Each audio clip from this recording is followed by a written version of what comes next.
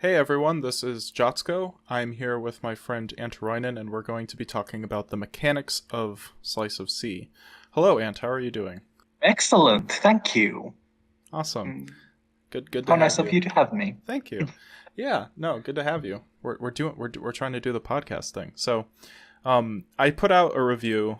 It's been about 2 months ago since Slice of C came out, and I put out a review talking about my thoughts about the game. And one of the things that I didn't talk about in the review is actually, given everything else that there is to explore in the game, I didn't actually talk about the core mechanics of Slice of C because it when I was playing, it didn't seem like a topic worth bringing up because I didn't have really many special thoughts on it.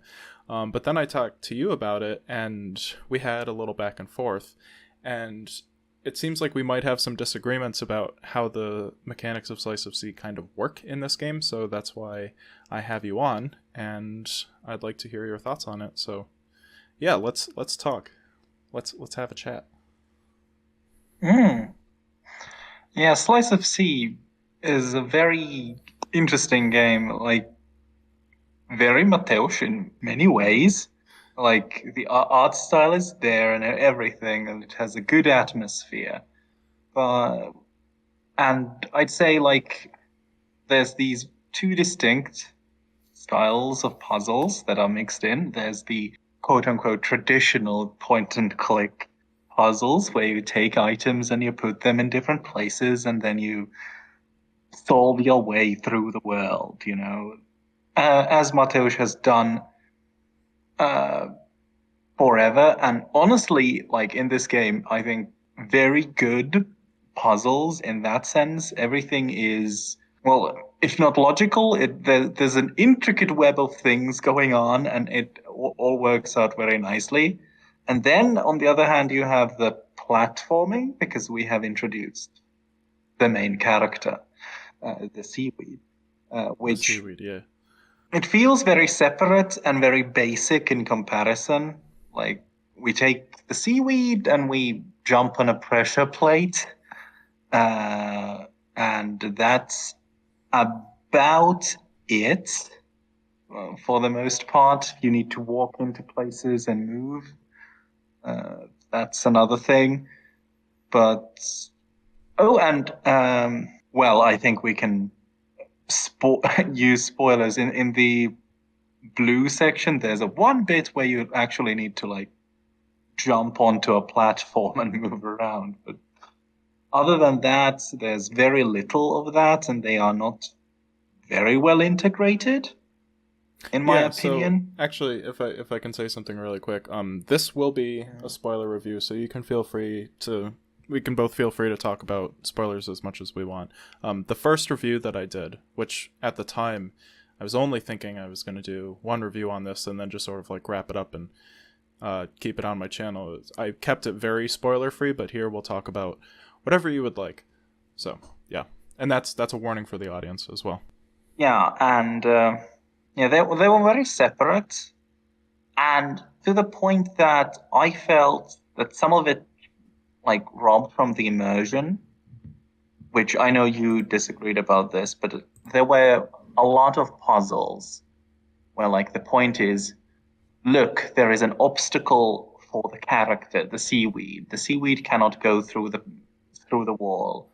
And then we, as the player, like reach beyond the wall and press some buttons, and Right. the walls open for the seaweed, which I don't know, it felt weird to me and counterintuitive. Like there were several points where was like, okay, so the seaweed is here, and then I was looking at that side of the screen, and then I was like, oh, well, there's a lever. Oh, I can press that? How? Because the seaweed can't reach it, but the player can.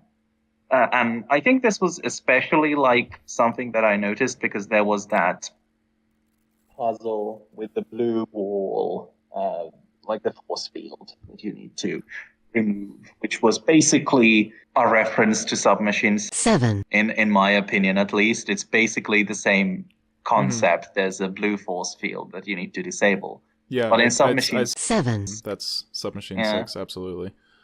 yeah, in submachines, Seven. you're on the other side of the force field because you're the player and there is no like player character. So you throw something, metal pole through the force field and it breaks the lamp and the force field is disappeared. But here the picture is from the other side of the force field. We're already like the camera is on the other side of the force field, per se.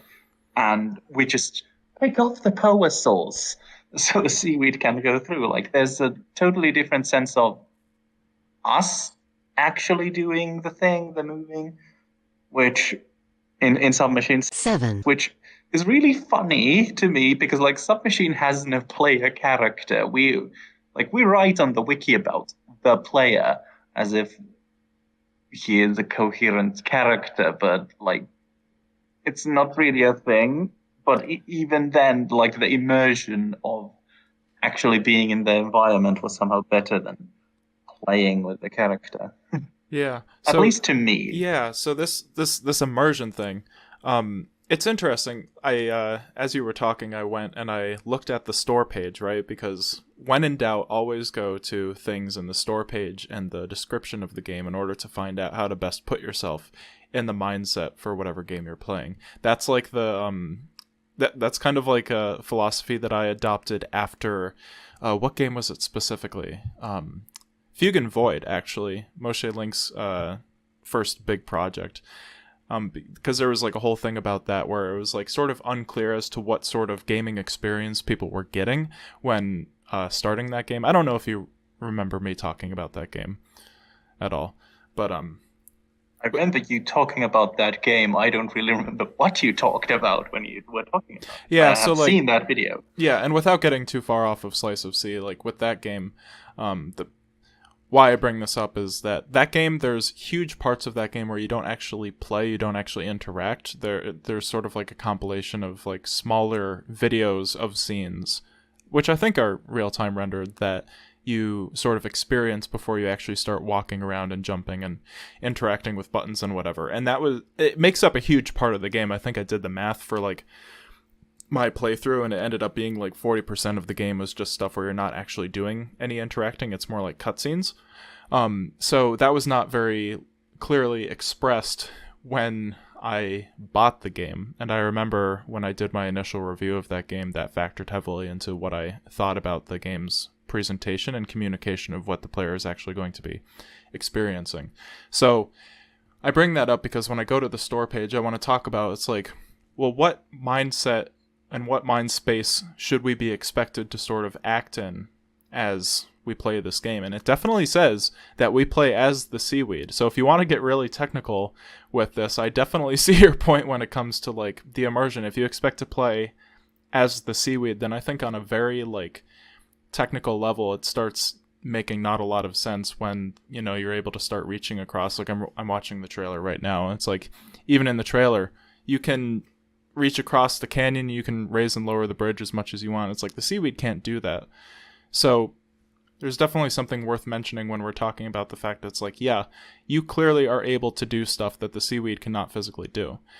Now, I guess where my disagreement comes in is that I don't necessarily think this breaks immersion, because I think I went into this maybe not starting off thinking that I would only be able to do stuff that the seaweed can do, but I didn't really know exactly what it was going to be like Actually, no, that's not true, because when I watched the trailer, I think I did have an expectation that, yeah, there's going to be things that the seaweed can't specifically do, and that's why you are there.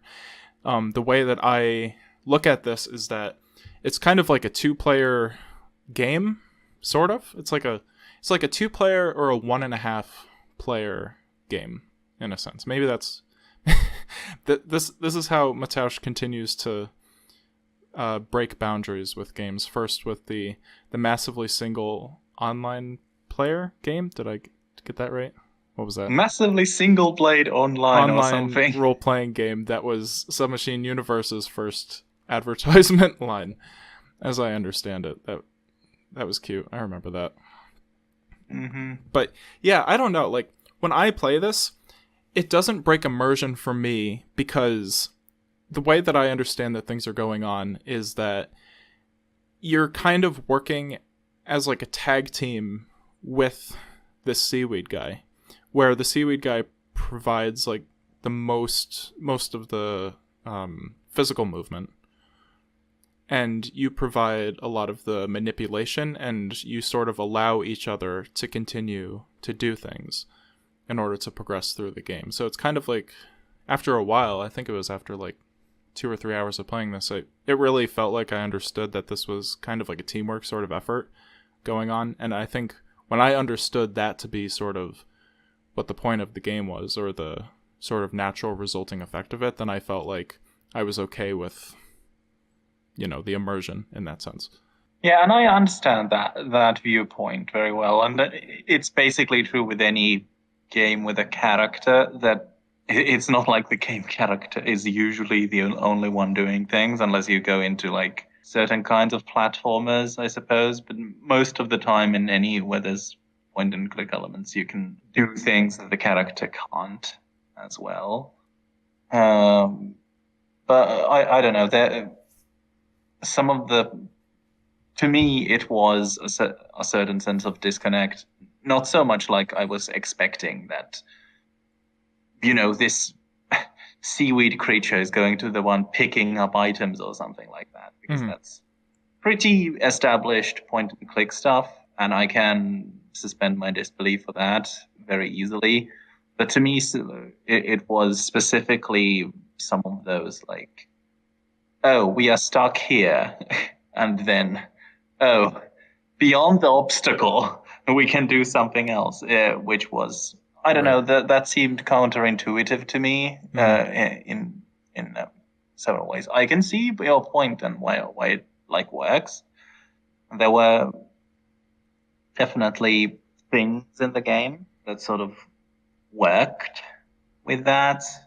Like I don't know if I would necessarily myself talk about like, oh, it is a 2-player game, or in some sense, because it doesn't feel to me like the game communicates anything like that at any point. But what about, instead of a 2-player game, what if it was a 1-player game? But I mean, you're ultimately controlling the seaweed as well, so it's like it's a 1-player game, but you're like splitting your brain into going in 2 different directions and making them work with each other. So I guess it's more about just like coordination than anything else. Yeah, that's what it is.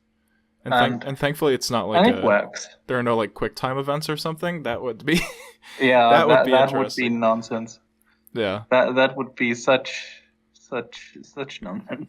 No quick time events, please, Mateusz, please. And I want to give fair credit, because I've read the entire description on the Steam page now, and not just the first 2 sentences. And it does say, if you're trying to approach it from the very technical, like what to expect point of view on this game, it does say solve puzzles and lead seaweed back home to the sea. So you could say Matt does have an out there if people question this particular mechanic. It's like, yes, this is the type of thing that you should be expected to get a handle on going into the game. So just want to point that out. And I wouldn't argue from that point of view myself. This is more of a like, what I felt was like a failing in like, what do you think would design? I suppose. What do you think would have made this better in terms of immersion? Like, what direction would you have liked to see it go? Like, would you have liked the platform development to be like more developed? Would you like, what are you thinking? I think I would have wanted there to be at least this like attention paid to the fact where the character is in relation to the puzzle. So, if we are supposed to be like, it still is the story of the seaweed, right? There's nothing that points it to, yes, you lead this character. The seaweed just sort of strolls out to the scene, and we control him. But like, more attention paid to the fact that, okay, this is a platforming game as well. We need to have the character go here and do this. So if we are stuck here, then we need to solve the problem here. Not like, I can reach to the ether and pull out Okay. So Full, you full you would levers or like something like that. you would like a total divestment between the two, just in terms of which each one can do, or you want to Yeah, consolidate sort of both of them more within the seaweed itself and kind of get rid of this. yeah. I would want there to be like more attention to paid to the perspective of the seaweed in that sense. Okay. Obviously, I don't want this to turn into like a game where the seaweed has to go and physically pick up the items or something like that. That Yeah. would also not work. It would be a totally different game. Yeah. But Especially, we should the, point out the but seaweed does there not have is arms. mm, but there well, the seaweed does have arms when he comes out at the end. Actually, he Okay. doesn't Well, do that down. for the purposes But of the game, yeah, there are no arms. yes, I agree. But and it's not like I want to pick up animations or something like that. But I still Well, it kind of like. I sounds think like I if think I okay. told you that there was like the sense of like moving action that I got from Submachine. 7. Having the same puzzle, which felt sort of reversed in the case of Slice of Sea, which was the biggest point for me where I was like, "Excuse me, Mhm. why is this way?" And it sort of jumped out to me very clearly. And perhaps I can't fully put it into words where it is, but I think if like we would have been able to solve this problem from this side, like the seaweed side of the equation, like again, we could have thrown something, for example, then it would not have activated this questioning in my brain of what's going on. Wait a Sure. second. Do you think it's fair to say, and I think the big counterpoint to what you're saying is that you're just looking for a game that has fundamentally different mechanics. Which means, I'm not sure. sort of conversely, I think the argument would be, and I kind of agree with this, that you might just not like the mechanics overall, and you might just be looking for a different gaming experience. I'm not sure if that's entirely fair because the core ideas here, I think, are very good. It's just that there are some of these puzzles which feel like they haven't been thought through, like within the logic of the gaming world or something like that. Because, like, I don't have any trouble with the inventory screen or something like that, for example. Or, for example, like most of the platforming works entirely fine. You're jumping onto levers or lighting up lights, and it's Do you think that connected to these the character. do you think that these puzzles where you're reaching beyond the seaweed's capabilities are unintentional? Because I feel like I would argue that Mataush was specifically aiming to have things that the seaweed could not do by itself to necessitate you helping the seaweed out. I would say that's completely intentional on his part. That's impossible to know, I guess, unless you have talked to Mateusz and have a quote which will Not about that show me specifically. what a buffoon I No, not am. about that specifically. But I don't know. Some of these feel like, or to me, these feel like more like initial blunders in him starting to actually really do this character platformer thing for a big game. Like there were certain how should I put this? I wouldn't say beginner's mistakes because this is not really that. I wouldn't say these are. The game is very nice and very slick, but I still feel like clearly the platforming area and things surrounding what the character does is the weaker elements of the game compared to the, in my opinion, quite masterful point and click puzzles that are in the game. Gotcha. Like they are very basic elements for platforming side. Yeah, I do think the platforming elements are pretty basic. I'm not sure I necessarily have a problem with that. I don't see Yeah, it as a I don't know if I have a problem with that. I don't know. They felt like they were tacked on in comparison to the attention to detail in the puzzles. Like there were always like I could see almost like here I can see how there's a clue and attention has been paid to this detail and that detail with the puzzles and the point and click side, whereas the jumping was like, here is a big obvious pressure plates which are in places. Oh, that's right. And You didn't have the best luck with the pressure plates. I seem to remember. In fairness, yeah, I thought it was like what are those? Like a hatch that you are going to open at some point. And I don't know how. I just didn't happen to jump on it. You know why that is? I think that's because if I may, I think it's because in Submachine 5, they look one of the almost rooms, exactly the same. You've got those hatches. Yeah, I guess you could see if you're entrenched with the Submachine aesthetic. Maybe that's where the crossover is. Although I just thought of that off the top of my head, so. Yeah, I don't know how I spent half an hour not jumping on it, but these things happen, and that may dull my experience with platforming a bit.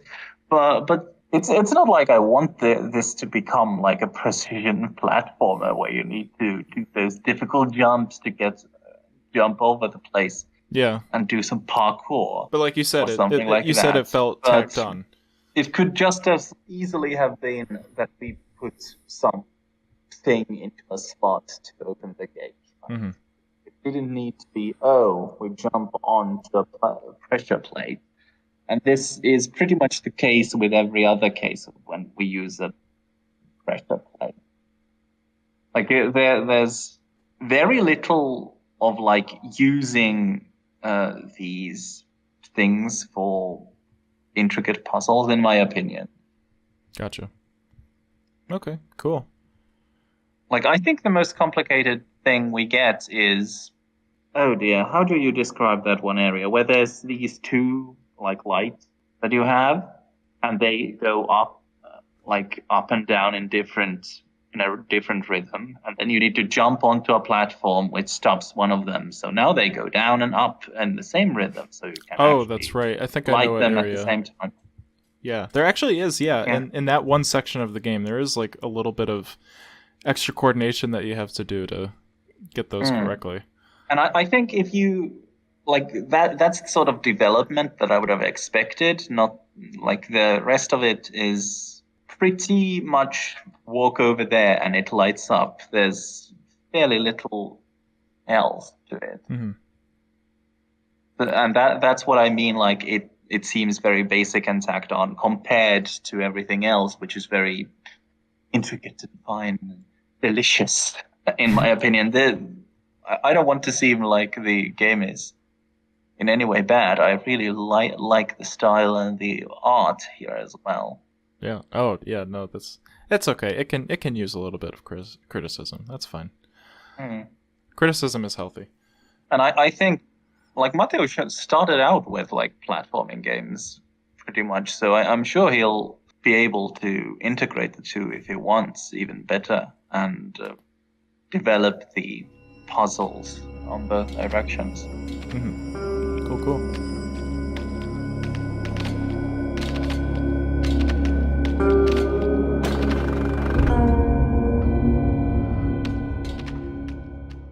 So another thing that you spoke to me about was the references. All the references in this game. There are many.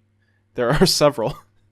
There are more coming out. I think a couple days ago I saw that one of the buildings is actually modeled off of a prominent landmark in Mateusz's hometown, which I knew there was something about that building. I didn't know exactly what it was. But yeah, this game has a lot of references in it. I mean, Mateusz taking inspiration from buildings and arts and statues is nothing new. That happens with every game. We both made a hobby of trying to trace those things at one point in our lives. I made the whole Submachine cultural references thing.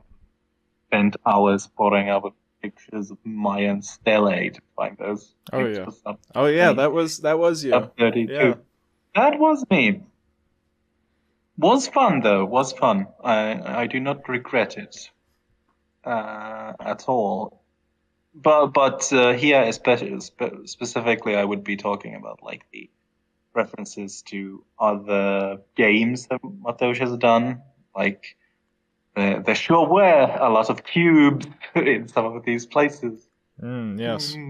So much so that he lifted that specifically for new placeholder graphics for Submachine the Legacy development. Of course.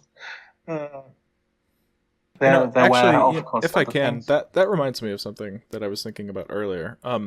I definitely think that this game is not just an introduction to the Steam market for Mateusz, but also is in a way a sort of celebration. And I think I talked about this in my previous review. It's a celebration of all of the different sort of properties that he has had.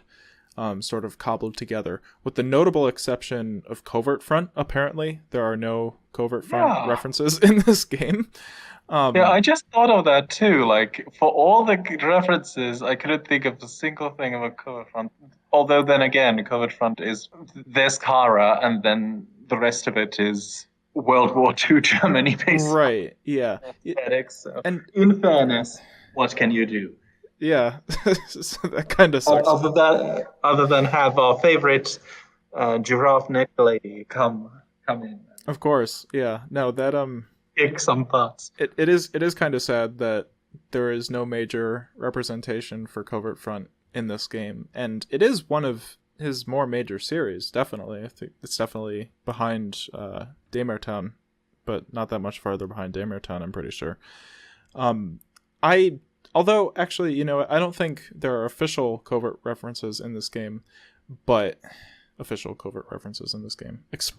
covert references in this game, if you will, to throw you for a loop. But for some reason, when I was playing, I think the areas with a lot of like buildings, not like temples or altars or any of that stuff, but more just sort of like buildings, like town buildings, like it gave me a sort of similar vibe, because those are sort of areas that I remember, not in style, but just the fact that like buildings exist, like some sort of city or town structure exists. That's more prominent in I believe the Covert Front games much more than anywhere else, because those are the games that are situated with like other people, and you're not just like by yourself in some sort of desolate area as much. So like, to me, like, Slice of Sea is definitely a Daymare Town related product, but even so, like the more populated areas, or the areas that are implied that are more populated, to me didn't seem as Daymare Town-ish, and I think part of that is probably due to the style shift from the other Daymare Town things, which we can talk about later. But I still feel that Covert Front made its way in here. I did not expect to be repping so hard for Covert Front, but apparently here I am doing so. Yeah, here we are, excited for the series that finished. Right. Yes, that did finish. No false impressions that there is anything after Covert Front 4 happening. But anyway, yeah, there are a lot of references in this game. I really like the fact, and I talked about this briefly in my other review, but this game to me, especially because there are buildings in the background which have not been identified and probably will not be identified, but it seems like they were modeled off of like train stations, and to me, I think that is a very good visual metaphor for sort of what this game is, especially because there are like literal trains in the game, but it sort of is like a crossroads of all of the big different properties sort of coming together, and in a very unofficial sense. And there's something that like I think you could look at other games made by other creators where they just try to like cram in references to everything as much as possible, and it doesn't work. But here, for some reason, I feel like it does work. And one of the things that I wanted to bring up, to get back around to like the mechanics specifically, is that when you're talking about the platforming, there was like one area in this game where the platforming took center stage. And I can't remember the exact screen because it's been a while since I played it. But the screen specifically, there were a lot of like tiny platforms that you had to jump over. And to me, that felt like the spot where a game like Daymare Cat specifically came through. Like I felt like that scene itself, where the platforming actually sort of meant a lot more than it did in the other games in terms of like actually being the puzzle on that screen. I felt like it meant more there, and I felt like that was the game's nod to some of the smaller games that Mataush has done, like Daymare Cat, or which of the New Year games had the Daymare theme? That was the first one, right? I think. I am not the first one. I think the first one was like its own thing, and then they sort of diversified. Gosh, I'm Which not was the first sure. one? Oh yeah. The first one had Santa, and then whereas 2010 had a little Daymare Town urchin thing. Yeah, I remember there being a lot of platforming in that game too, and like some of the like later whereas games also focus heavy on like a lot of small platforming as well. So to me, like if there was anything to legitimize the platforming that is in this game beyond just its base mechanics from getting you from one side of the screen to the other, it's the fact that that's how the game chose to represent some of the smaller games that Mataush has worked on, which I thought was nice. Hmm. I do like that idea. That works for me. It is definitely a celebration of everything. There's so much stuff here, including from his comics, which I wasn't exactly expecting to get, like as overtly as it happened. Yeah, a lot Like, of references are very overt in this game. yeah, to the point of being jump scares. Ah, yes, that's right. Yeah, The jump scare reference. Ta-da. yeah, Um, I think those work. They were fun for the most part. Some of them were a bit like, okay, this character is just from a comic book, is just hanging out here, standing next to a door. Okay, sure. Uh, but but mostly, I really quite like that. I think I would have enjoyed some dialogue with the more NPC-like Revolution characters. hmm Like they were walking about there, and as like some of them were like carrying notes, like uh, as if we were going to talk to them, but that yeah. That's true. doesn't seem to be It the did case. seem like there was some question as to whether or not there was going to be some interactivity going on there. Yeah, yeah. Although, like, I understand that's not Mateusz's style, and I think it would have been out of place. But at the same time, like, well, they're walking about here. They're not just sulking in a corner like most of the Daymare Town like creatures were. So, who knows? There were a lot of the references were quite heartwarming. Like, we fixed the library, guys. We fixed it. Yeah, that was nice. We That made and the that guy was. happy. I felt like that was very Daymare. Like that was Oh extremely yeah, Daymare. very. I love that. Personally, peak Dama, very good. And also, Um, there's like it's like hinting at some sort of world building as well with like those dates on the ceramics. It's like, oh, yeah, okay, there's something. yeah, that's interesting. Like this is like officially Mateusz has said that this is a Dama Town canon thing, at least to an extent, hmm right? Yes. And that because there's like a BF and AF, which obviously because it's Daymare mean before the fog and after the fog, which You, is really interesting, you know, I at least to just made me. that connection as you were talking about it, but I never gave it that much thought beforehand. Wow. Okay, Yeah, yeah, that must be what it is. yeah. I mean, almost certainly that is what it is, and this means. I mean, I don't know how much it like means in terms of the world, but this like gives us even more sort of information that Daymare Town is this foggy world. Before we get into that, I think we should. There were a few more things about the references. I think the ones that I was most sort of, are you sure about were the Subnautica fish. I was like, okay, Oh, yeah, you're yeah. taking you're taking these from another game and putting these in your intro cutscene. Are you sure about this? Like, obviously there are references, and I doubt the Subnautica team will mind. But I don't know. It felt those felt a bit tacky to me.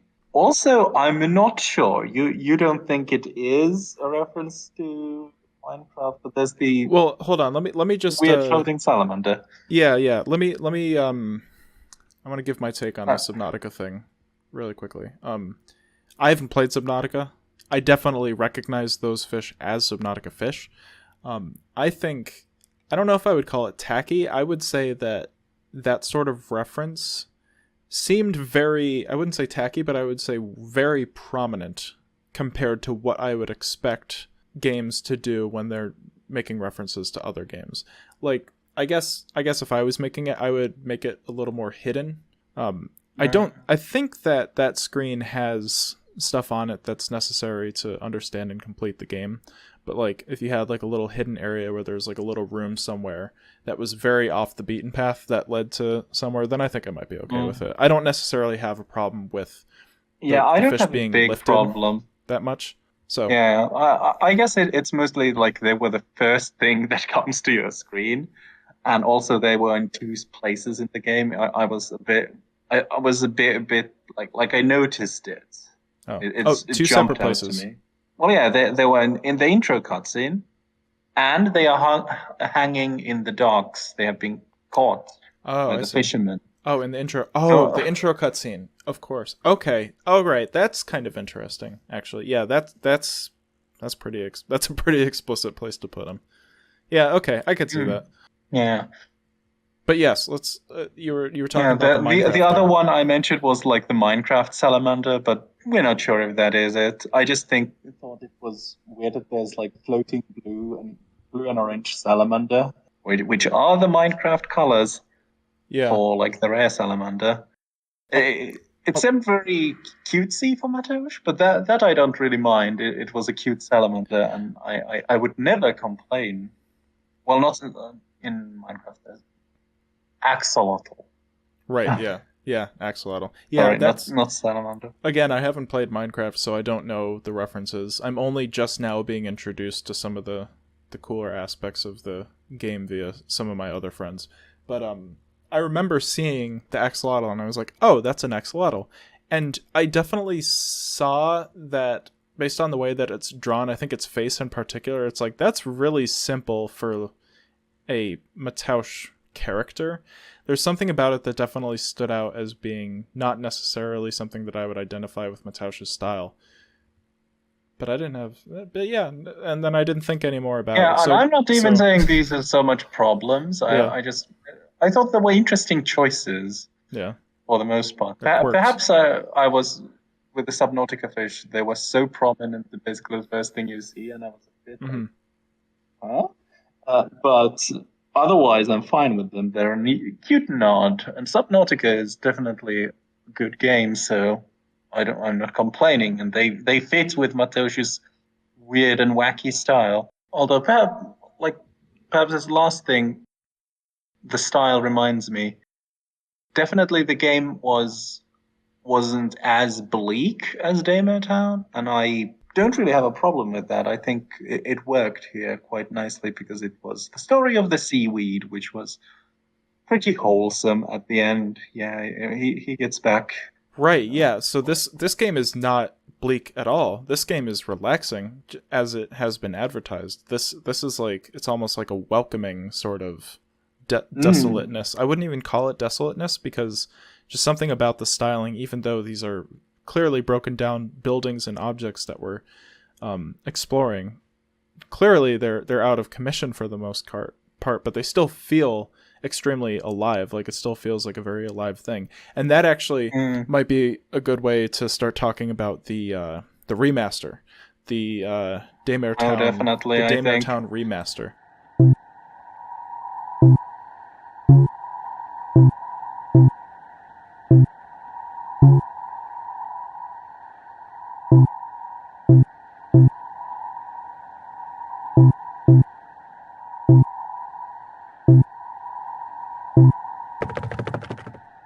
So just Yeah. for some context, people have been talking about the Daymare Town remaster on Mateusz Skutnik's Discord server, which I took a look at recently. And because apparently there are far off plans to bring it to Steam, just like he's doing with Submachine. And he's been floating ideas on how to change the color scheme and the styling. And I think part of that is to sort of, well, there are a bunch of reasons why I think he's thinking about doing this. And do you have the pictures, or do you have the channel open? The channel open for the pictures, and Okay. I have opinions. Yes, I think we both have opinions. I think there was the point raised about the fact they have coloration now, Mm-hmm. Yes. which is, please no.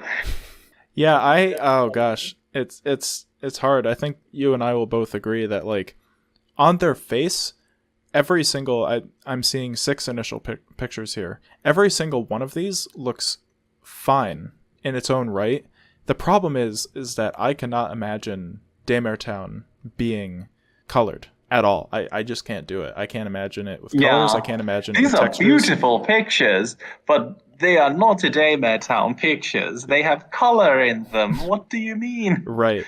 And I think the big problem is the fact that Slice of Sea is in the Daymare universe, and I can definitely tell that part of what is just driving these decisions is the attempt to sort of marry the Slice of Sea aesthetic with the rest of the universe that it's supposed to be a part of. And yeah, I don't know. That's it brings up a lot of interesting questions. Yeah, I'm not a fan of the color, and I said this on the forum as well. It's not just that, oh no, color, it doesn't look the same. Like, that's not even, it's not that there's style change that bothers me. It's that being monochromatic and bleak has been Daymare Town's whole identity. Like, right. Like, I don't want to be, like, mean, because I really, really like Daymare Town as a thing. But, like, if you take away that it's monochromatic and has this bleak atmosphere based on that, like, it's not like that special, but it's the thing that makes it special. This theming with the fog and the loss of darkness, and the monochromatic thing is, it's not just it's not even just an aesthetic, it's a theme. Like, there's right. People talk about it, how the world has like darkness and light, and the fog is taking the darkness away and changing the world. It's not just a thing of simple aesthetics. In that case, it's a thematic piece as well. To the point that Daymare Town has lore. As we know, Mateusz's style is not really to make detailed, deep lore, but there's this. There is pieces of world building which give this almost post-apocalyptic, well, semi-post-apocalyptic feel because of the fog and its effect, which relates to the color scheme. Yeah. And to take that away, well, I mean, I guess it can work. Yeah, but it's not just the style, it's also a part of the actual world building that you've taken away as well. No, I totally agree. I think there's a part of me that like maybe in another universe it's like, oh yeah, this is fine, this is okay. But not here. not in this world. Yeah. And it's weird because I don't see myself as someone who would ever take like hardline stances about this, especially because it's like a very traditionalist viewpoint in a lot of ways. Like, you could read it that way. But I really do think it's like, yeah, no, I don't see color working because it is so, and I talked to Mateusz about this actually. We had a nice little conversation, but it's like, it's not just like Daymare Town is bleak and desolate and dead even. It's like existing in this sort of place that it's supposed to be kind of like a dream world. Like, that's the whole like Daymare, like that's the word itself. And when you're in that spot, and you know, there are things in the game which let you know very clearly that there is some sort of altered reality thing going on besides the fog. Like, there is the section with like the looping rooms, you get like those quirky things as well. I think that, yeah, and you like go Daymare into Town. you two, I go think. into a painting and climb out of a storybook. Like it's Yeah. all weird, wacky stuff that's happening there. It's not like reality, Hmm. but there is the world, and the world building is still like relevant as Yeah. well. Like it's not just complete randomness either. It's not psychedelic. What Yeah. you can say. And I think as part of that, you need the flatness that the atonality brings. You can't add Mm, color. And I don't want to like try to do too much guesswork with what Mateusz is thinking inside his head. I think a lot of his fans are very prone to sort of try to sometimes like carry discussions to a point where it almost seems like they're doing development for him, and I don't want to do that.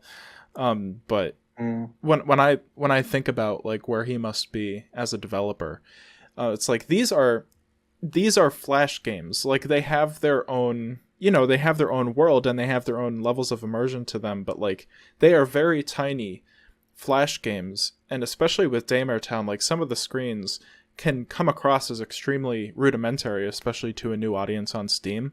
So I understand that not just further developing some of these rooms and these screens, but also like trying to find ways to add color and to make it look a little bit more stylistic in a attempt to turn these Flash games into something that's more than just like a bunch of Flash games put together. Like I understand mm, that, and I think this might be one of the ways that he's playing around with trying to figure out how to make it like a Steam game. mm. Like there Yeah, is a I level understand of that. yeah. But I think in this case, it would be a mistake to sort of move away from the core aesthetic Hmm. of Daymare Town to do that. I think of the pictures he has posted, I mean, of course, there's one picture which is basically standard original Daymare Town Yeah, it was just a lot of style detail. art. But if we are going to be quote unquote adding color, then I think this like slightly dirty blank canvas is the way to go out of the other options. Are you Like, talking the last please, picture? yeah, last picture. Oh, interesting. I don't think I would agree at all. I don't like the Yeah, canvas. like I I don't like I the don't texture. really I don't really like the texture, but at least it's like relatively monochromatic as opposed to Kat there in her orange shirt and the blue sky and everything. Like Yeah, I've I never don't. seen a muted pastel tone scream so much in relation to everything Yeah. else and all the other context surrounding this. It's like if I were to drop a color picker on Cat's outfit right now, I bet I would get something that's mostly like letters and not numbers. You know, out of all the option, like and I'm not a big fan of the shading in the first picture either, because Oh yeah, yeah, because it has like these. Daymare Town has always been like the shadows are really dark. yeah. Well, they're almost like blocks in their own sense. Yeah, It's like they almost like make their own I elements. feel like Mateo always took the limitations of the Flash for Daymare Town and made them really shine. I don't think adding color here is going to it's going to change the atmosphere in a way that I don't think will work for Hmm. Daymare Town. And it's not just the So, like colors. Slice of Sea, for example, Yeah. too. Like it's a totally different experiment and experience with all the colors, and the colors are fine. But Hmm. it's also like, as we said, by feel a different. Like you pick up a little brother and a little friend, little clan friends. Meanwhile, in Daymare Town, it's an actual game mechanic that somebody jumps off and Yeah. Just screw you. This flatters world their is not face. happy at all. Everyone's dying. Everyone's sick. There is no happiness Everyone's to be found in this people are cursed committing place. suicide for Exactly. puzzle and advancement. So Yeah. these two worlds don't really collide, and I think like I would be a fool to say, oh, it's the color scheme that causes this, but like there is definitely a difference. Yeah. And I think I just again, if I was designing this, which I'm not, there would be that question that still remains. It's like, okay, how do we reconcile these two worlds? And I think I don't know. Like, personally, I would say the answer is to just not worry about it. I would say these two games, Daymare Town Remastered and Slice of Sea, can both exist in the Daymare Town universe, have different styles to each other, but still have it be understood that there are common threads linking these two things. I think that's okay. Yeah, no, I definitely agree about the color. And it's not just the color, too, to go back to what you were saying about the first picture. It's like, if this was Shades of Grey, I still wouldn't like it. Because of the fact it's like, this game does not have gradients. The gradients would destroy so much about how shapes come across, and how shapes come across in this game subtly influence how dimensions come across in this game. And I think that's a huge part of establishing the weird sort of, again, like, hyper real or meta real feeling that you're supposed to be getting from these games. Oh yeah, because they are so surreal, and the bleakness is just tangible, and you can feel how Absolutely. the oppressive feeling, and how places feel like they have been used, but nobody has use for them anymore. Oh, and actually, that reminds me, I don't know if you saw this too, but he was also thinking about adding parallax motion to the mouse. Sort of like, you know how in Slice of Sea, like when you go in the menus and you move the mouse around, there's like parallax motion that's tied directly to the mouse. He was thinking about, because obviously there's not movement in these scenes in the sense of like Slice of Sea or whatever, where you're controlling the character, but he wanted to add parallax layers to these scenes so that they will shift as you move the mouse around. And I understand it, but also on that, I would say my opinion is to not do that, because I think this game works so well with not just like dead atmosphere, but also static screens as well to enhance that. Like, I would not even try to make a 3D like walking simulator port of this game. Like, I know everyone likes to do that with Mateusz's games, that like think about how, oh, what would this look like in 3D? What would it look like if you could walk around like Submachine or whatever? I think you could get away with it with Submachine. I don't think you could get away with it in Daymare Town. I think this would need to be like, if you're going to do a 3D thing, this would need to be like a classic Myst sort of thing, where you don't have the free movement. You are like point and clicking all the way through. I don't think free movement would work with this world at all. Yeah, no, because there's a lot of it would be like psychedelic, weird passages. It would not work. How do you make that into, like, I wouldn't go for that myself. Yeah. Same with, I agree with you about the parallax. Like, the fog is such a threatening thing. I don't want to be like some fog parallaxing around, as if it's just a bit of fog. Yeah, especially because like the fog in so many places is not necessarily a defined object either. It's the lack of detail that sort of implies the fog is in specific places. Yeah. So I don't know how you that's deal definitely with it. And that's like lore-wise, that's exactly what it is. The fog is some sort of phenomenon that eats away the black lines effectively in the world. Yeah. And that's what it is. At least so far as we get to know anything about what happens in this world. Mm-hmm. There's interesting lore, like the sand giants and stuff like that. Which I think we saw more skeletons of sand giants in the Slice of Sea game, by the way. That was nice. I'm pretty sure those were those. I was like, ooh, cool. Distant relatives, maybe. I like this. Perhaps, yeah. I don't know what Mateusz is going to do, and I again, definitely I'm not going to say like, this is what Mateusz must do, because that's not me at all.